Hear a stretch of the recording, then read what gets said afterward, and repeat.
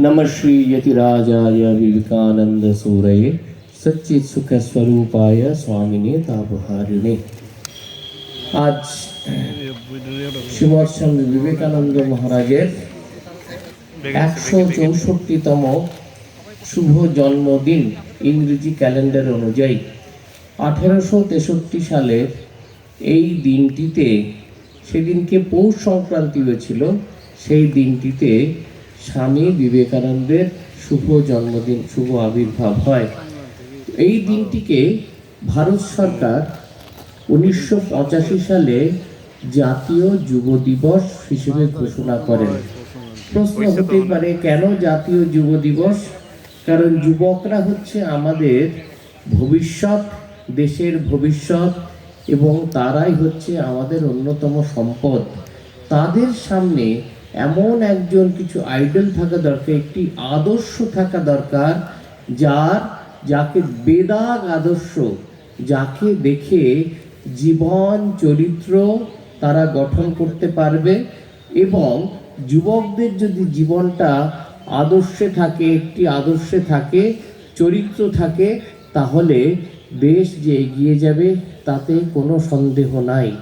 তাই অনেক মিটিং হচ্ছে, অনেকের নাম হচ্ছে, তারপরে ঠিক হলো, সকলে মিলে ঠিক করলেন না, একজনকেই পাওয়া গেল, তিনি হচ্ছেন স্বামী বিবেকানন্দ। যে তাকে, তার এই জন্মদিনটিকে আমরা জাতীয় যুব দিবস বলে তারা ঘোষণা করলেন যে আমরা জাতীয় যুব দিবস বলে এই সম্মাননা জানাবো এবং আমরা পালন করব। এখন তিনি যুবক কীরকম দেখুন না, তিনি নিজের মুখে বলেছেন, আই উড নেভার সি 40, আমি কখনো 40 পেরোবো না। And he passed away at the age of 39 years 5 months and 24 days। ঠিক 39 বছর বয়সে। এটা কখনো ভাবা যায়?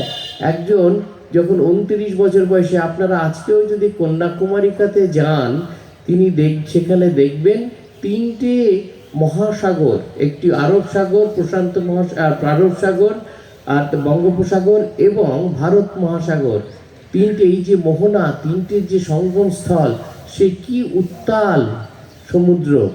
সেই সমুদ্রে আজকের দিনেও যদি কেউ স্টিমারে করে যান, দেখবেন সে স্টিমারে সে একদম ভয়ে একদম মানে জড়সড় হয়ে দাঁড়িয়ে থাকেন যারা যান যাত্রীরা। সেখানে একটা 29 বছরের ছেলে লাফ দিয়ে সোজা চলে যাচ্ছেন। কি উদ্দেশ্য? উদ্দেশ্য হচ্ছে ধ্যান করবেন। কি নিয়ে ধ্যান? ধ্যানের বিষয় হচ্ছে তার দেশ ও মাতৃকা। পৃথিবীর ইতিহাসে এরকম পাওয়া যায় না। টানা 3 দিন ধ্যান করছেন, তারপরে বলছেন, যা the history of the 5000 years simply revealed before me, যে 5000 বছরের একটা ইতিহাস ভারতবর্ষ তার চোখের সামনে একদম খুব সুন্দরভাবে একটি চিত্র উঠে পড়েছে। আর শাস্ত্রে বলা হয়, ব্রহ্মবিদ ব্রহ্মৈব ভবতি, যিনি ব্রহ্মকে জানেন তিনি স্বয়ং ব্রহ্মের সাথে একীভূত হয়ে যান। তেমনি যে বিবেকানন্দ ভারতকে এমনভাবে জেনেছিলেন বা ভারত নিয়ে এমন তার চিন্তা ভাবনা যে তিনি নিজেই স্বয়ং যেন ভারতবর্ষ হয়ে গিয়েছিলেন। যে ভারতবর্ষ আর বিবেকানন্দর এই নাম দুটো এত আইডেন্টিক্যাল হয়ে গেল যে রবীন্দ্রনাথের কাছে যখন পরবর্তীকালে রোমারোলা এলেন, এসে জানতে চাইলেন ভারতবর্ষ সম্পর্কে কিছু, তখন রোমারোলাকে তিনি বললেন, if you want to know about India, read Vivekananda. In him everything is positive, nothing negative. এই যে ব্যাপার, তার মধ্যে সব কিছু ইতিবাচক। যেখান থেকে কখনো বিবেকানন্দ এমন এক ব্যক্তিত্ব, যেখানে যে হয়তো সব কিছু হারিয়েছে, সেও তার কাছে যখন যাবে বলবেন, না আমি কিছু করতে পারি। মিস ম্যাকলাউডকে একবার বিখ্যাত আমেরিকান লেডি মিস ম্যাকলাউডকে একবার জিজ্ঞেস করা হলো, আপনি তো ওনার বিবেকানন্দের সান্নিধ্য পেয়েছেন, আপনার কি মনে হয়েছে তার ব্যক্তিত্ব দেখে? তার ব্যক্তিত্ব দেখে এটিই মনে হয়েছে, তিনি বলছেন, অনেক বড় মানুষের সামনে যখন দাঁড়াই মনে হয় তারা কত বড়, কিন্তু আমার তো জীবনে কিছুই করার নেই।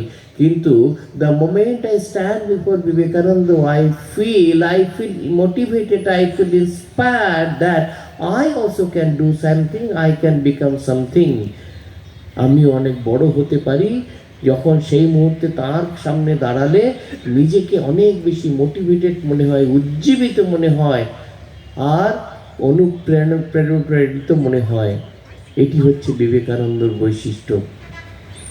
এখানে আমার আগরতলা শহরের এই যে বিবেক উদ্যান, এটি দীর্ঘ কয়েক দশক ধরে, দশক আগে এইটি স্থাপিত হয়েছিল।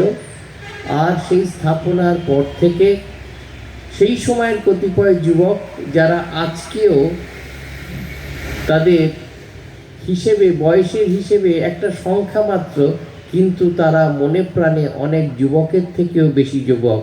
এখানে একজন আছেন Jyotibabu, he is a young man of 90 years only. কিন্তু সেরকম আরও অনেককে দেখবেন, যতজনকে দেখবেন, এই যে সামনেও যারা বসে আছেন, তারা হয়তো দেখা যাবে, এটি হচ্ছে তফাৎ। আজকের দিনের যে আমাদের যারা যুবক, তাদের মা বাবা বলবে বাইরে হইস না রে, ঠান্ডা লাগা যাইব, বাইরে হইস না, কিছু কী করবি, বাইরে গিয়েও লোকের গিয়া ঘরের খেয়ে কি বোনের মোস্তারে কি, কোনো দরকার নাই। কিন্তু দেখুন, এরা ঘরেরও কাজ করে এসেছেন, বাইরে এসে বোনের মোষ সারানোর নাম করে মানুষের সেবার জন্য যেটুকু করা যায় সারা বছর ধরে করে যাচ্ছেন। সেই জন্য এরা আপনারা সকলেই প্রণম্য। এই যে এই বিবেক উদ্যানে দীর্ঘ কয়েক দশক ধরে তারা এটিকে খুব সুন্দরভাবে সাজিয়ে রেখেছেন। আর আজকের এই যে অনুষ্ঠানটি, সারা দিন ধরে অনুষ্ঠান, সকালের এইখানে অনুষ্ঠান, সকাল 10:30টার সময় বিবেকনগরে, তারপর আবার সন্ধ্যে 5:30টার সময় এখানেই অনুষ্ঠান।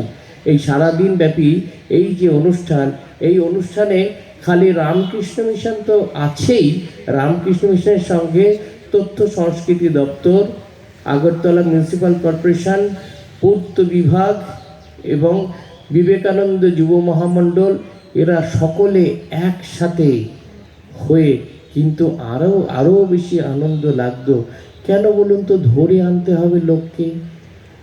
এটা আমাদের কিন্তু বাড়ির লোকেদের একটা কর্তব্য, যারা ছোট বাচ্চাদের শেখানো। দেখো, তোমার কিন্তু একটি কর্তব্য আছে, সেটা কি স্বামীজি অনেকবার বলেছেন, দেখো তোমরা জাপান গিয়ে দেখবে। কেন জাপান গিয়ে দেখার কি যেমন আছে যে জাপানে সত্যি দেখার কি জানেন? আমরা বাচ্চাদেরকে তাদের অধিকার সম্পর্কে খুব শেখাই, কিন্তু তাদের কি দায়িত্ব বা কর্তব্য কখনো শেখাই না। কিন্তু জাপানের একদম ক্লাস 1 থেকে বাচ্চাকে শেখানো হয়, তুমি তোমার কাজ নিজে করবে।